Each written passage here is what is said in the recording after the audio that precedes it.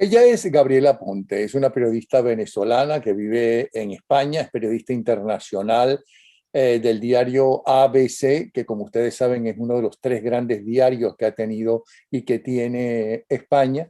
Está llegando no solamente de Ucrania, sino más recientemente, hace unas horas, de Rusia, y quiere contarnos, y le pedimos que nos cuente, qué fue lo que vio, qué fue lo que sintió, cómo fue su trabajo tanto en Ucrania como en Rusia. Bienvenida y gracias por atendernos, Gabriela. Muchísimas gracias, Napoleón. Pues sí, como acabas de decir, acabo de llegar a Madrid de mi viaje por Rusia. Estuve casi 2 semanas en Rusia. Intentamos ser los primeros en entrar al área del Donbass, que comprende las dos ciudades, estas repúblicas autonómicas, tanto de Donetsk como Lugansk, que son estas dos ciudades que se autoproclaman eh, autonómicas y que son prorrusas. Y entonces queríamos intentar de entrar ahí. Lo que pasa es que el viernes justo que volábamos, se pone en vigor la ley anti-fake, que es la ley que aprueba Putin para los periodistas que deseen informar sobre la guerra en Ucrania, impidiéndonos decir hasta las palabras guerra, la palabra invasión, sino que teníamos que referirnos a ellas como operación especial. Y entonces ya en el avión nos enteramos de que esto se aprueba y por lo tanto nuestras acreditaciones que habían sido aprobadas, no las, de repente no las cancelas y nos quedamos un poco sin nada, ¿no? Pero bueno, igual decidimos llegar a Pero perdona, Moscú. ¿por qué las cancelan si todavía no habían empezado el trabajo? Bueno, por una cuestión política, lo que te contaba, que como se aprueba la ley, ellos tienen entonces, están estrechando el cerco contra los periodistas y bueno, y unos periodistas extranjeros, también de Europa, que vengan a cubrir lo que es la operación especial, pues podría ser una amenaza directa. Entonces, entre menos permisos y menos libertad le demos para informar, pues mejor. Entonces eso es lo que nos sucede, nos cancelan las acreditaciones, pero ya nosotros estábamos en el aire, o sea, ya no podíamos regresarnos a Europa. Entonces nada, seguimos con el viaje en marcha, fuimos hasta Rostov. De igual forma, estábamos a 40 kilómetros de la frontera con Ucrania y desde ese lado podíamos ver los refugiados que salen desde Ucrania. La ONU cifra al menos 100.000 personas que han abandonado Ucrania hacia el lado ruso. Y es que, claro, en las imágenes de televisión solo vemos por ahora las imágenes que llegan de los refugiados al lado de Polonia, a Moldavia, a Rumanía, pero no hemos visto el lado ruso. Y es que también estas personas llegan con lo opuesto. Estas personas llegan muchas veces sin maletas, sin tiempo de coger nada, o sea, simplemente con lo que tenían puesto por los bombardeos que también sufren en sus ciudades. Claramente hay una distinción que ellos se sienten prorrusos, estas personas demandan ser parte de Rusia y evidentemente al llegar al país de Vladimir Putin son recibidos, bueno, con pasaportes rusos, les dan comidas, albergue, trabajo, o sea, los intentan alojar y darle unas facilidades que no tendrían otro tipo de inmigrantes, ¿no? Que deseen entrar a Rusia, y es sobre todo por ese tema afín que tienen con estas dos ciudades autónomas. Entonces, bueno, estuvimos ahí haciendo reportajes, intentamos cruzar la frontera, no nos permitieron la entrada porque, como te decía, nos habían cancelado las acreditaciones y era imposible entonces entrar de esa manera. Y bueno, teníamos una vigilancia permanente. Yo tenía 5 años básicamente sin sentir eso de estar perseguida, ¿no? Mientras hacías tu trabajo, desde que yo estaba en Venezuela, que a veces lo sentía, pues aquí básicamente nos seguían a todos lados. Si tratábamos de grabar, por ejemplo, en la calle, los pases en directos no nos permitían ni siquiera sacar las cámaras. Muchas veces cuando estábamos haciendo entrevistas en la calle, llegaba la policía y nos mandaban a borrar todo el documento, o sea, todo el material que habíamos documentado lo tuvimos que borrar, perdimos muchísimas imágenes, información que habíamos tenido, que complementaba evidentemente los reportajes que escribimos para el periódico. Y bueno, sí, la censura entonces se notaba y era importante, ¿no? En Moscú, por ejemplo, pudimos ir un día a una de las protestas que organiza la oposición, sobre todo la organización del preso político y opositor Alexei Navalny, y era imposible, Napoleón, estar ni siquiera en la calle, ¿no? Tú estabas en la Plaza Roja, que era el sitio donde estaba convocada la manifestación, y la policía pasa con megáfonos diciéndote en ruso: todas las personas que estén dentro de esta plaza son potencialmente, como que son potencialmente acusados de estar o pertenecer a la organización o de participar en una manifestación que no tiene, sabes, que no, está, no ha sido aprobada por el gobierno. Y nosotros teníamos nuestras acreditaciones, nuestros chalecos de prensa, todo lo que nos identificaba como periodistas, y eso igual a ellos no les importa. Entonces, sí, fue muy difícil trabajar desde el lado y desde el punto de vista periodístico. Tuvimos que hacer casi todas las entrevistas en los hoteles, ¿sabes? Nada en las casas, o por ejemplo en las organizaciones. Visitamos el periódico ruso el más amenazado, se llama Novaya Gazeta.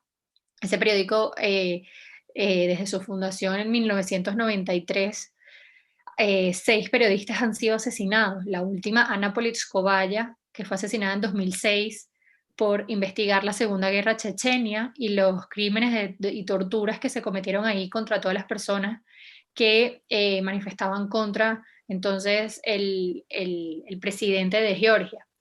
Entonces sí, es importante cómo y de verdad admirar la prensa libre e independiente, la poca que queda en Rusia, porque se la juegan todos los días. Todos los días se pueden jugar, ir a la cárcel, son 15 años de prisión que te puede caer por decir palabras, lo que te decía, ni guerra, invasión, por informar.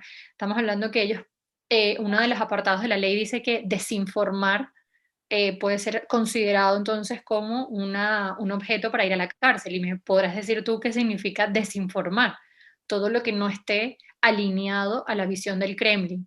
Entonces, sí, muchos decidieron cerrar.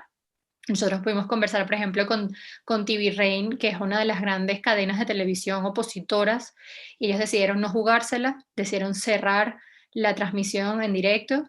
eh, y otros, como por ejemplo el periódico Novaya Gazeta, que decidieron seguir adelante con su compromiso periodístico, y le dijeron evidentemente a todos sus lectores que ellos entendían, o sea, que sabían que lo que publicarían iba a ser siempre contrastado, y cualquier cosa que no pudiese darle a ellos, generarle algún tipo de problema. Ahora, ¿qué sentiste tú de la gente? ¿La gente está informada de que eso fue una Perdón. invasión? ¿Qué piensa la gente según la información que recibe? ¿Está de acuerdo con que los soldados rusos vayan a Ucrania a pelear? ¿Qué fue lo que sentiste? ¿Cómo era el ambiente? Bueno, te voy a hacer un poco una radiografía de lo que es ahora mismo Rusia. En Rusia viven 174 millones de habitantes, el 60-70% es gente mayor, gente adulta. Todas esas personas evidentemente no están en las redes sociales, ven la televisión, leen la prensa escrita, y la hegemonía comunicacional del gobierno de Vladimir Putin es muy severa. O sea, todos los canales de televisión están controlados por el Estado, la prensa, la radio, y es muy difícil entonces para el 70% de la población creer algo distinto a lo que ellos te transmiten. Un poco lo que pasaba en Venezuela, o lo que sigue pasando en Venezuela, que si hay una manifestación, por ejemplo, en la calle, y tú enciendes la televisión en ninguno de los canales del Estado, vas a ver algo que sea alusivo a esa manifestación. Bueno, es lo mismo que sucede en Rusia. Y luego te queda el otro 30% de la población, que son gente más joven, que tiene acceso a redes sociales, y para ellos está siendo complicado, porque para ellos es contrastar dos informaciones: la que ellos ven por la televisión y por las fuentes oficiales, y luego entrar en las redes sociales y ver todo lo que está pasando, les genera confusión. Ellos saben, evidentemente saben que hay una guerra, que hay una invasión en Ucrania, pero dudan que muchas de las imágenes y muchas de las cosas que circulan por las redes sociales son actuales. La mayoría te dice, bueno, es que ¿cómo sabemos si ese edificio, por ejemplo, uno de los ejemplos más claros que te ponían era el hospital bombardeado, el hospital materno-infantil bombardeado en Mariupol? Ese hospital fue bombardeado también en el año 2014. y hay imágenes de ese hospital bombardeado cuando empezó todo en la guerra, después del Euromaidán en 2014. Entonces te decían, ¿cómo sabemos si ese hospital o esas imágenes no son del año 2014? Y nos las están mostrando pensando que es de ahora. Entonces, la gente duda mucho, no es un tema fácil de conversar. Tú cuando preguntas en la calle por esto, te dicen que mejor no quieren opinar, es muy difícil, se hace a puerta cerrada con tus amigos y tu círculo íntimo. Ahí pudimos, de nuestros conocidos, de las personas que nos acompañaban en nuestro trabajo, conocer realmente lo que opinaban. Y tienen esas dudas. Ellos saben por lo que pasan, además tienen muchos, o sea, Ucrania y Rusia son básicamente países hermanos, hablan el mismo idioma, son países eslavos, comparten la cultura, la lengua, las tradiciones, la comida. Entonces muchas personas tienen familiares en el lado ucraniano y saben por su propio testimonio de lo que están pasando. Nadie se los tiene que contar, no es una televisión, se los dicen ellos mismos, pero es un tema difícil de conversar, ¿no? Y muchas familias rotas, muchas amistades terminadas porque el tema político es un tema importante para ellos y no se aborda con facilidad como podría ser en otras sociedades y en otros países donde este debate no tendría que simplemente romper relaciones. Eso es lo que viviste en Ucrania, En Rusia. en Rusia. ¿Qué viviste en Ucrania? ¿Y dónde estuviste Bueno, en Ucrania? yo estuve en Ucrania hasta una semana antes de que empezara la guerra, estuvimos trabajando 3 semanas, recorrí todo el este del país completo o sea, llegamos a Kiev y luego fuimos a Kharkov y desde ahí tomamos un coche y lo recorrí completo hasta Mariupol, toda la zona este. Todas esas personas en ese momento cuando yo fui, ellos no creían que Putin iba a ser capaz de volver a comenzar una guerra, porque saben que los medios de comunicación como que piensan y hacen un poco de informar y hacen ver que la... Te oigo, te oigo. Vale, Alguien los que la medios, pasa llamando que no conozco. Ajá. no te preocupes. Los medios de comunicación dicen que, bueno, que la guerra acaba de comenzar, pero para los ucranianos la guerra o sea, lleva desde hace 8 años, desde el 2014, es algo que no ha parado. Cuando yo estaba en el frente, porque llegamos a 5 kilómetros del frente, de la línea de frente que separa a las fuerzas ucranianas de los rebeldes milicianos del Donbass, y hablábamos con la gente, nos decían que hasta noviembre los bombardeos y los tiros se seguían escuchando en sus casas. O sea, que, no era, que el alto el fuego que se acordó para el 2020 se vio violado innumerables veces. O sea, esto era algo que seguía latente. Yo estuve en este pueblo, Napoleón, a 5 kilómetros del frente, y ellos no tienen, o sea, desde el 2014 no han podido o no habían podido reparar las tuberías para el gas. O sea, ellos me decían que a diario podían sacar 5 personas muertas por el frío, que se morían en sus casas porque no se podían abrigar. Nosotros hicimos un reportaje en ABC de una señora que en su casa vivía arropada en mantas, impresionante, de colchas y mantas, abrigos, o sea, la sala de su casa era llena de abrigos, era una cosa que inexplicable, cómo la gente puede vivir así, sin comida, o sea, tienen que viajar muchos kilómetros para poder abastecerse de comida, sin electricidad, sin internet, sin agua potable. O sea, estamos hablando de unas condiciones dramáticas que estaban mucho antes desde que empezara la guerra. Entonces te podrás imaginar ahora cómo se habrá acentuado ese drama humanitario que viven ahí. Yo sigo teniendo contactos con muchísimas las familias con las que estuve ahí al este de Ucrania y, por ejemplo, hay un caso que a mí me conmueve mucho, que es una familia que cuando yo fui tenía 9 meses de embarazo y la chica y la familia no se podían mover cuando comenzó la guerra porque es que ya estaba a punto de parir. Tenían que quedarse. Ellos viven en una ciudad, en un pequeño pueblo que se llama Kramatorsk, a 50 kilómetros de Donetsk, ahí en el este de Ucrania, y me decían, ¿cómo nos vamos con 9 meses de embarazo? O sea, es que no podemos irnos. Y la chica tuvo que tener a su bebé en un búnker de su edificio, sin siquiera condiciones sanitarias bueno, que menos mal todo está bien y no se complicó, pero es que el momento que se hubiese complicado no había forma de llegar a un hospital. ni de ser atendida. Entonces, sí, es un drama que pensamos que tiene 20 días, pero lleva 8 años. Y ahora mismo las ciudades están destruidas, ciudades todas, como lo hemos podido ver, bombardeadas y destruidas por el asedio ruso, y que no tiene, bueno, yo que pude hablar con profesores tanto de la Universidad de Kiev como profesores de la Universidad de Moscú, nadie sabe cuándo esto va a terminar, ni le ven pronta salida. O sea, ellos dicen que esto puede durar hasta 10 años, por ejemplo, como la Segunda Guerra de Chechenia. 10 años pasaron en guerra en Chechenia, o 4 años con Sarajevo. O sea, es que puede durar muchísimo tiempo y es algo que la comunidad internacional no está preparada o no está pensando por estos momentos, qué pasaría si esto se sigue alargando. O sea, estamos teniendo ahora mismo pañitos de agua caliente, la situación en la frontera con Polonia, 3,5 millones de refugiados, Europa intentando acoger a todo este deslave de personas que han llegado desde Polonia, desde Ucrania, pero es que si esto se sigue alargando unos meses más, vamos a padecer todos aquí en Europa el precio del gas, el precio de la gasolina, sin aceite de girasol, sin aceite de ningún tipo, porque todo viene de Ucrania.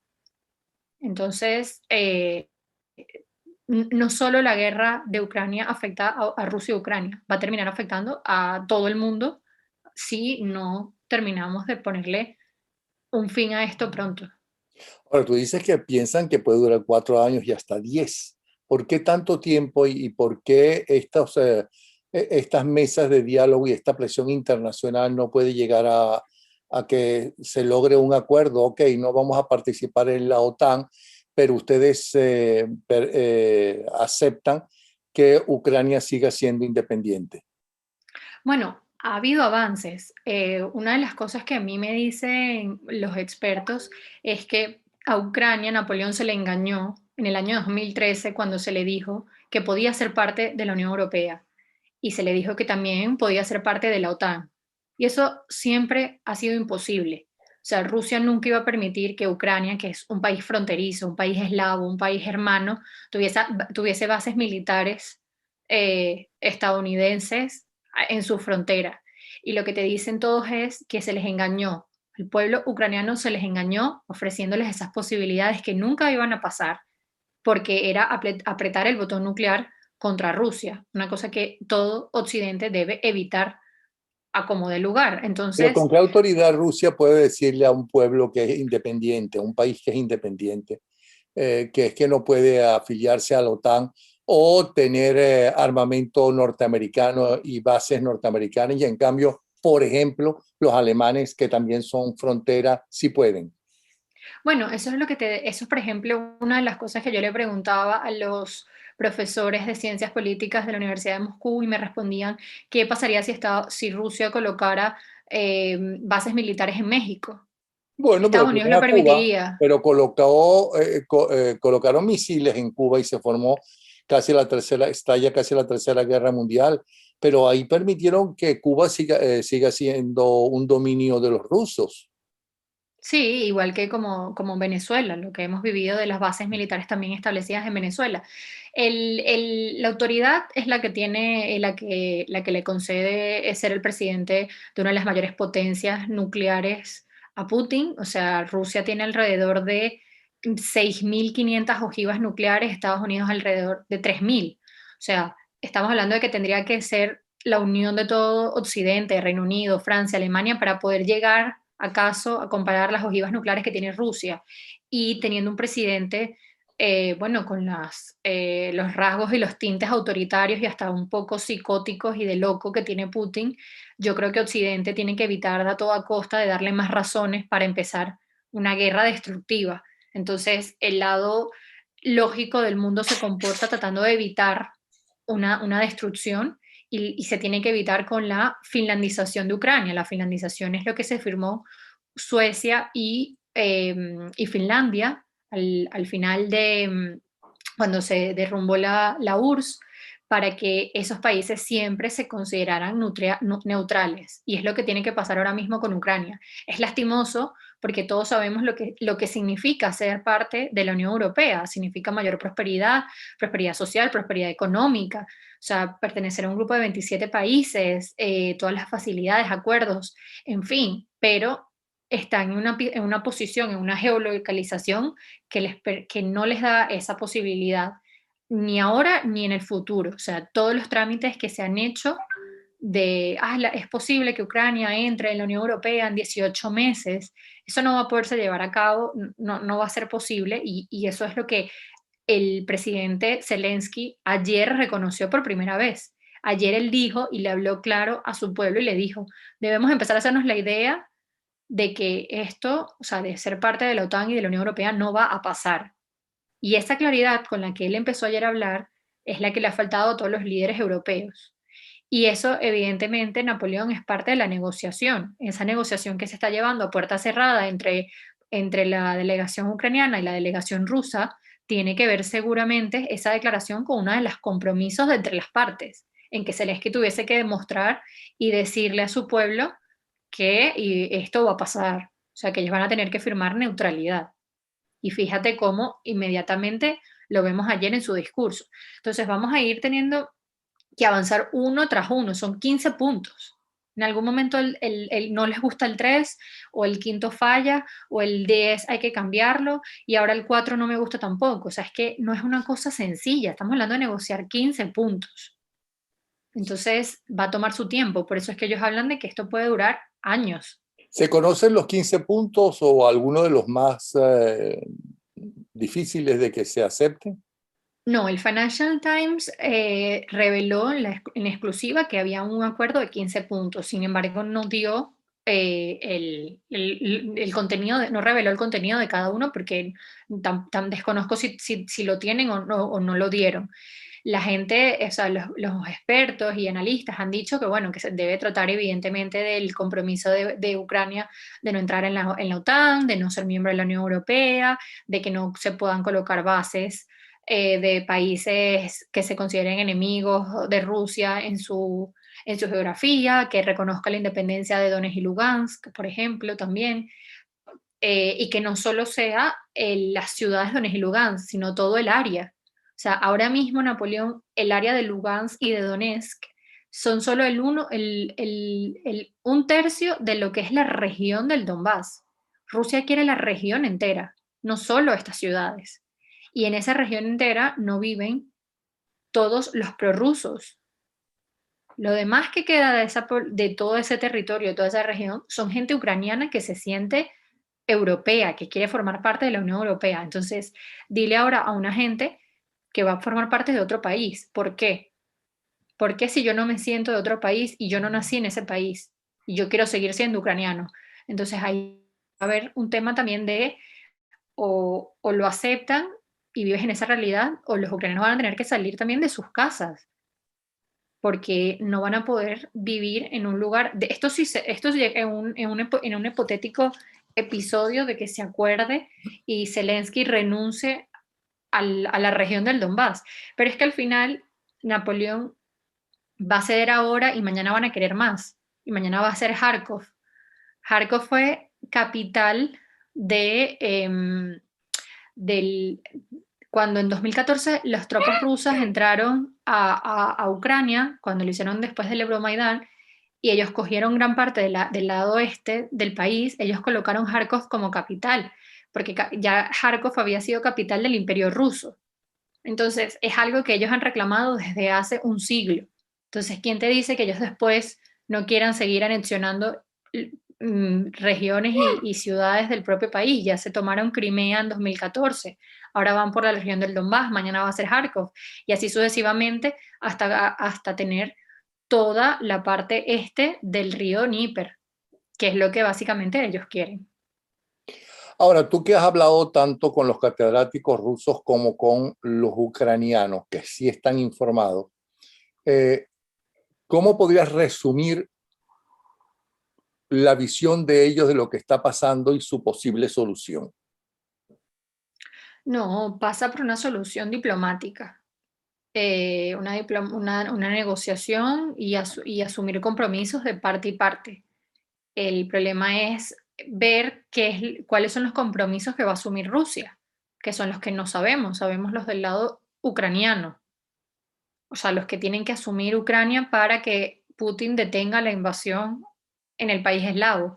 Entonces, ellos no te dicen a ciencia cierta qué es lo que tiene que pasar ni cómo se va a resolver.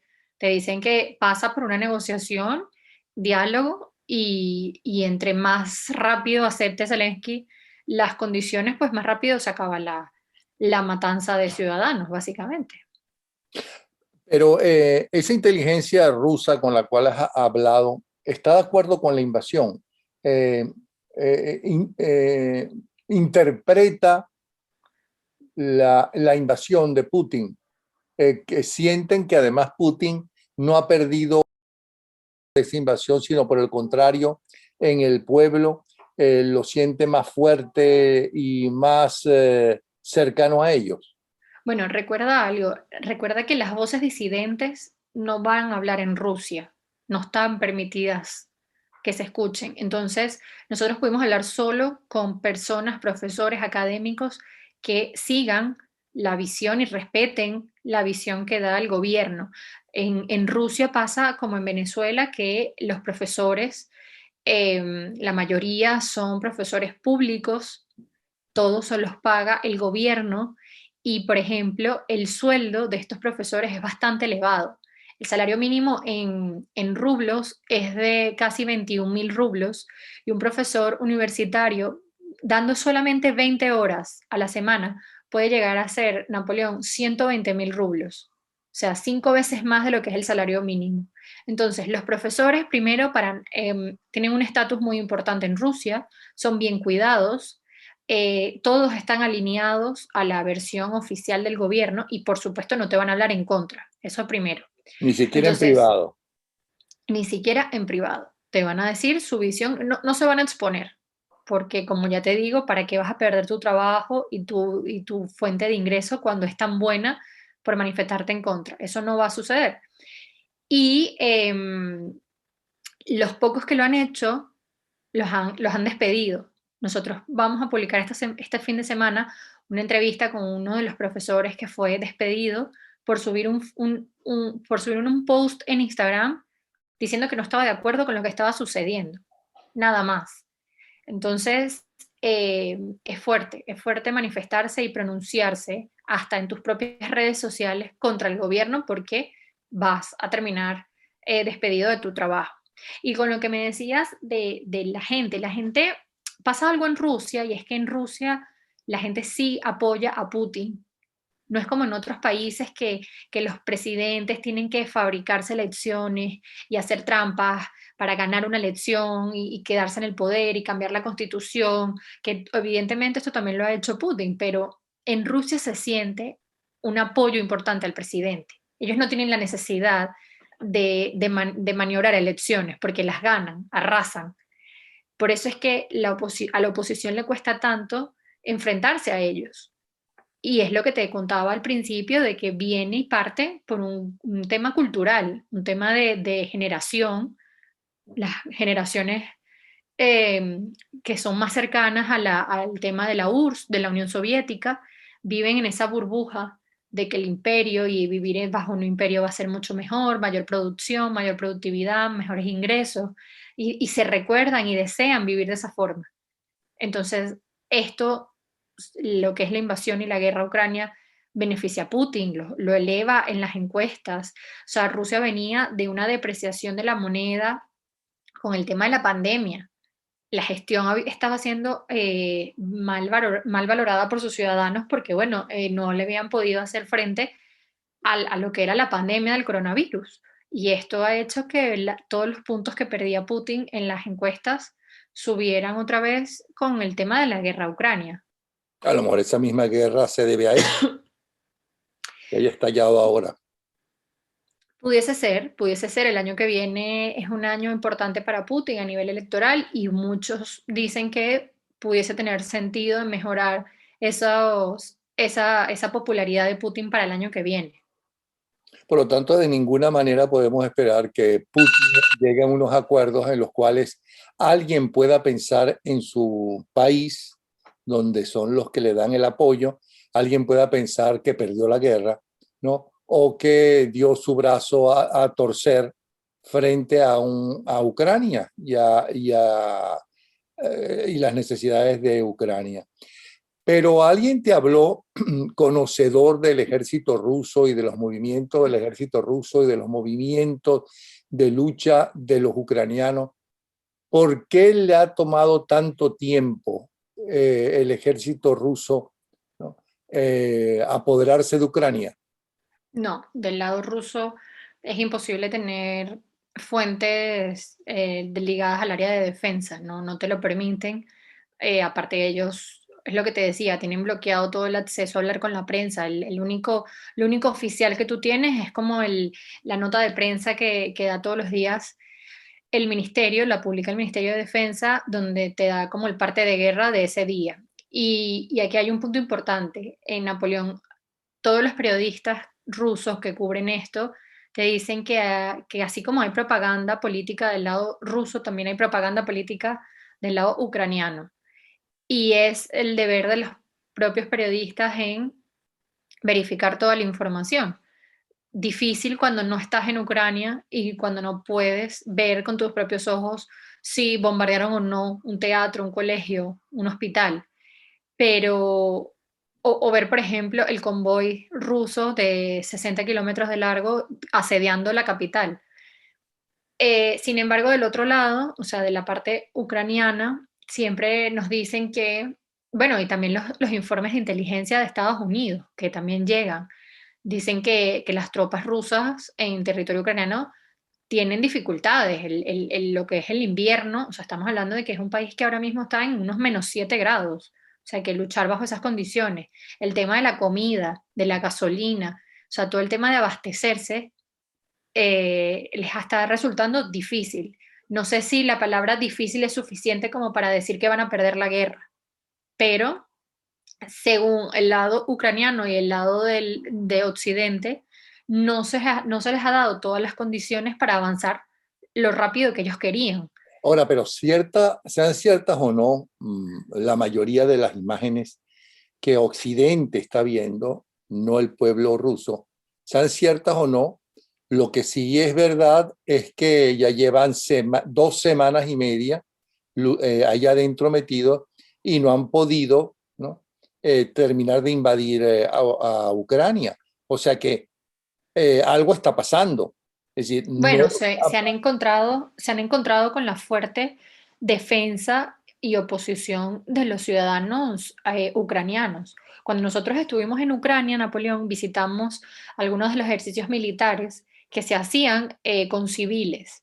Y es que el gobierno lleva 8 años formando a los civiles para defender su país. O sea, estamos hablando de que personas que de lunes a viernes eran abogados, carniceros o empleada en un supermercado, el fin de semana se iban a estos ejercicios militares para aprender a disparar con un arma.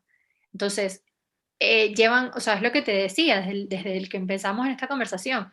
No empezó la guerra hace 21 días, empezó hace 8 años y ellos se estaban preparando para esto desde hace 8 años. Los búnker ya estaban preparados, los refugios con comida. Cuando yo fui, yo visitaba refugios que tenían agua, comida, enlatados, sábanas, mantas, porque ellos sabían que esto podía pasar. Entonces, sí, los soldados rusos van a tener sus problemas. De hecho, cuando yo estaba del lado ruso, mm, intentamos acercarnos a los hospitales a ver si podíamos ver convoyes de militares con heridos o que llegaran personas para reconocer cadáveres en la morgue. Y era imposible, no te enterabas, porque claro, no son hospitales como decir que tú llegabas a la puerta del hospital, son complejos militares y dentro de esos complejos militares, adentro hay un hospital. Entonces tú llegas a la puerta como de una garita y no sabes lo que pasa puertas atrás. Pero no ves pasar a entrar justamente a camiones, a los camiones, a esos. Hicimos guardia, mira, hicimos guardia durante 2 días días críticos, por ejemplo, con los de Mariupol. El día del bombardeo del hospital de Mariupol, nosotros estuvimos de guardia 2 días en un hospital, en el hospital militar más importante de Rostov, donde se suponía que debían de llegar todos los heridos. Y entraban camiones, pero entraban tapados. Nosotros no podíamos saber si ahí iban ataúdes, cadáveres o coches o sea, carros de combate. Entonces, muy difícil saber cuántas bajas. Yo personalmente no creo, como cifra en la defensa ucraniana, que hayan abatido a 12.000 soldados rusos. O sea, para mí es una cifra, 12.000 soldados rusos versus los 3.000 ucranianos. Me parece unas cifras desmesuradas. La ONU ha contabilizado 14.000 civiles muertos, bueno, civiles no, 14.000 muertos entre civiles y militares en los últimos 8 años de conflicto, como en 20 días se han muerto 15.000. Pero es lo que vamos, en la propaganda de lado y lado es importante y por eso entre más nos apeguemos a lo que es la realidad y tratar de dar también los dos puntos de vista, más nos vamos a cuidar en dar información que está manipulada, porque así se hace en la guerra. ¿Cuál es el momento más peligroso que te tocó vivir? Bueno, en Rusia cuando nos detuvieron en una estación de tren porque estábamos grabando a los refugiados del Donbass y nos dijeron que era ilegal, nos quitaron los pasaportes tienen nuestras visas con el visado ruso de periodista, de corresponsal, y nos decían que era ilegal, ¿no? Y que teníamos que esperar, que nos iban a deportar. Y para nosotros fue, o sea, porque aparte te da miedo, ¿a dónde te van a deportar? O sea, yo, por ejemplo, que llevaba mi pasaporte de Venezuela, decía, pero que me van a devolver a Venezuela, porque a España no me van a devolver. Entonces, por mí también pasaba ese miedo de decir, ¿qué van a hacer conmigo, no? Y porque mi compañero también es español y yo decía, si de aquí nos vamos al aeropuerto, nos van a separar, él se va para un lado, yo sin duda me voy para otro. Y también todo el tema o sea, yo no hice nada con el gobierno de Venezuela, por ejemplo, para viajar. Yo lo tramité todo a través de la embajada en España rusa, a través del Ministerio Español de Exteriores. O sea, entonces yo decía, cuando mañana llamen y digan que está una periodista venezolana aquí en Rusia, ¿sabes? Nadie va a saber de mí, porque Venezuela no tenía eso. Y en verdad, por esas horas que pasamos casi 4 horas detenidos en una policía en Rostov. Sí pensé o sea, yo lo que pensaba era cómo llego yo a España, porque yo lo que decía era, "Ay, a mí me van a devolver a Venezuela". Y me daba más miedo volver a Venezuela que estar detenida, sinceramente, en Rusia.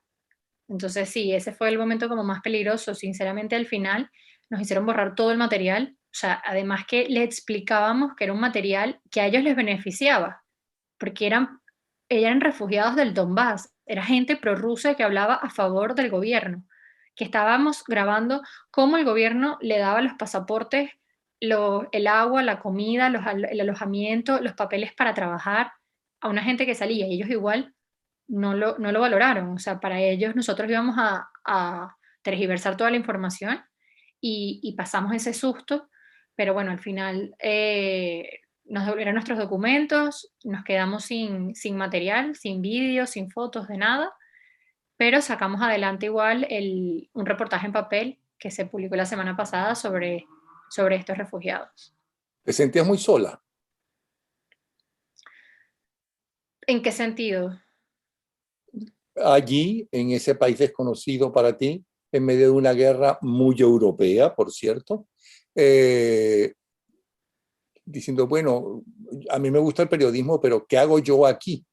¿No? Me pueden deportar a Venezuela directamente, cualquier cosa, yo quiero regresar a España, no sé qué puedes estar pensando. O sea, lo más complicado es el idioma, porque no hablamos ruso Ah, no hablabas y ruso. no, ¿Y no, entonces cómo te nosotros. comunicabas con la gente? Hay un Fitzer, nosotros tenemos Fitzer, teníamos conductor, ellos son los que intermedian por ti, o sea, cuando tú vas a una guerra, nos movemos los periodistas con Fitzer y conductores, y ellos son los que se encargan Es un de Fitzer. ponerte. ¿Qué es eso de Fitzer?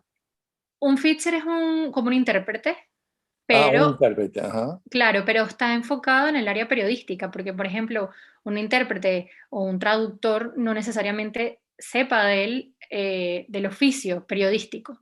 Entonces, ese es el nombre que se le da. ¿Y ese traductor a ustedes quién se lo dio? ¿El gobierno ruso, el gobierno ucraniano, el No. gobierno español? ¿Cómo consiguió ABC, supongo, ese traductor?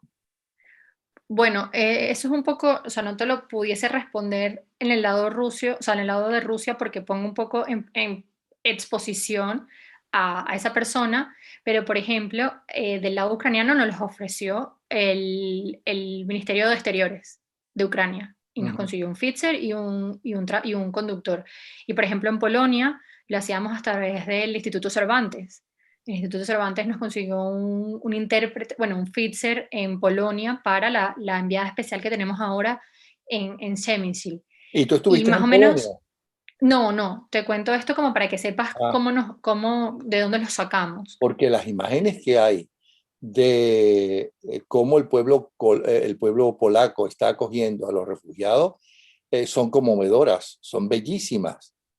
Sí, Europa se ha unido en general por asumir la carga que significa, o sea, 3,5 millones de refugiados. Un país de 44 millones de personas. O sea, esto como no pare ahora mismo, se va a desbordar. O sea, Europa no tiene la capacidad para acoger a tanta gente y lo ha hecho de corazón, saltándose un montón hasta de burocracia, porque nacionalizarse y tener los papeles en Europa es súper complicado. Y aquí, por ejemplo, en España, ayer ACNUR felicitaba al gobierno de Pedro Sánchez porque le dijo que España era el país que más rápido le daba de alta, le daba la residencia temporal a los ucranianos y le daba de alta en la seguridad social para que pudiesen trabajar. Y eso implica saltarte un montón de papeleo, un montón de burocracia, entrevistas, en fin. Y se estaban haciendo las cosas para ayudar a la gente en Ucrania, pero va a llegar un punto, por ejemplo, República Checa dijo, hasta aquí. O sea, ya yo no tengo capacidad para recibir a más nadie y vamos a ir viendo cómo poco a poco van a empezar los países a cerrar las puertas porque va a ser insostenible esta situación. Gabriela, ¿qué es la guerra? Tú que la viviste, aunque no estabas en el frente, pero la viviste. Pues es que son un montón de sensaciones. O sea, la guerra es la sensación que tenga cada persona cuando la vive. No, no te puedo decir qué es, porque es fría, eh, es dolorosa, es terrible, es impactante, es, o sea, es muchas cosas. Y yo creo que es eso, es el montón de sentimientos que tu cuerpo atraviesa en una situación como esa. Por alguna de las cosas que vivías durante el día o viviste durante el día, en la noche, al acostarte a dormir, ¿alguna vez lloraste? Sí, sinceramente no. No, porque no tenía yo no tenía esas imágenes desoladoras de gente, como por ejemplo puede suceder en Polonia, ¿no? Ahora mismo gente ni siquiera en Polonia, en ciudades como Mariupol, Kiev, esas ciudades que la gente sale evacuada con sangre y atormentados de haber sido bombardeados. Yo no tenía esas imágenes y creo que lo que yo pensaba por las noches era en los venezolanos que también tuvieron que salir de Venezuela caminando y que llegaban a Colombia, Perú, Argentina, Ecuador con lo opuesto. O sea, yo lo que tenía era una tremenda compasión con mi propia gente, ¿no? Y puede sonar un poco egoísta, sinceramente, porque ellos están, o sea, no se compara una guerra en absoluto, pero el drama humanitario es igual. Y yo lo que me ponía era muchísimo más y empatizaba mucho más con la gente que sale de los países por conflictos, conflicto guerra, conflicto político, conflicto, un desastre natural. Es muy duro. Es muy duro tener que abandonar tu casa, tus cosas, tus mascotas, tu vida entera y moverte a un lugar donde no tienes nada y empezar de cero. Y yo lo que pensaba era cuántos venezolanos, o sea, 6 millones de venezolanos han tenido que hacer esto también. Y era lo que pensaba. O sea, sinceramente, era lo que me atormentaba a mí por la noche. ¿Regresarías A Venezuela, a la guerra? a la guerra, sí. Tengo muchas ganas de regresar. Ahora no es el momento.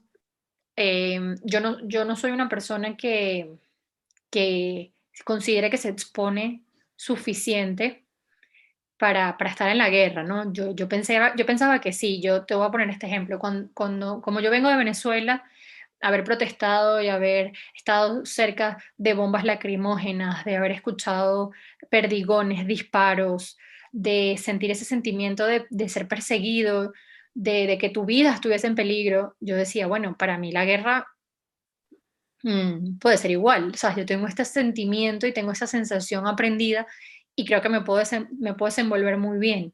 Y cuando estás ahí, te das cuenta que no es lo mismo. O sea, te queda grandísima la guerra.